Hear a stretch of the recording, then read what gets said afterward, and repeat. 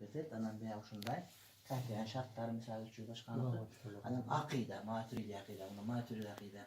Hani aşağı akide, anam veya Şii, Salafi, çok faydalardır. Anam veya tarih boyunca da bu eski kitaplar. Ya tafsir. Tafsir. Abu Suud tafsir, Samarkand tafsiri, Hanak, Hanak gibi yok vallahi. İmam Maturidi'nin özünün tafsiri. Anam veya olsa fatava, başka fetva kaptan kitapları gelir. Durulman soru misal için fetva tafsir Qasimi, başka fetva Mecah tafsiri var. Anam ne olsa peygamberin tarihi, sira. Yok, şemail başka. Sonra bu olsa tasavvuf. Ha? Anam çok temalar getir. Fıkıhta. Kitaplar bakkal, jangan sekarang anlaştık jiwa tamam şunun için. Anam biat olsa Hanak başka usulü fıkıh. Biat bunu jarım biat doğru. Var da kitaplar elhamdülillah var.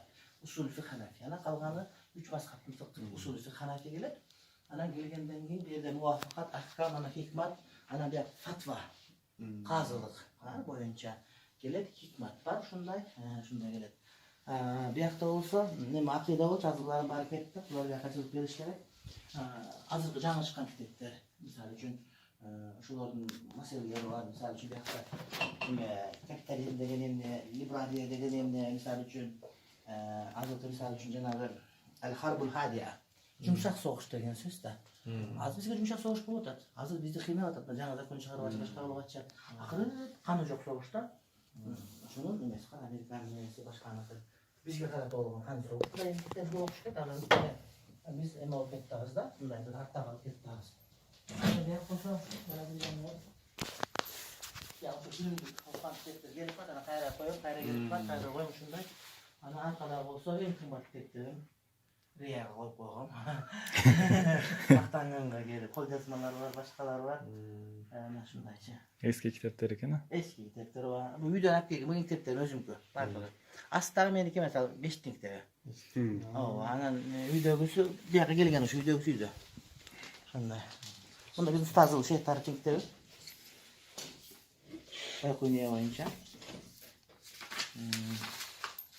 Lekin bo'ldiga bildim beraylik bunaki. Şeyh Tarık, Doktor Tarık Muhammed Serdar Ali. Bu indiyalık bulut. Baykunyan şarkı bergen ustazı bizdeki. Tekicelası var inşallah. Bu sizge. Moldalara bildim berem. Molda mesterge yok. Emin oldu olur. Anda gelgende öyle. Emin oldu olur. İnşallah. Biz biraz oku başlanan toplattılar. Ustara hadis boyunca. Biz şu damlalardan öğreniriz değil mi? İnşallah. Allah razı olsun.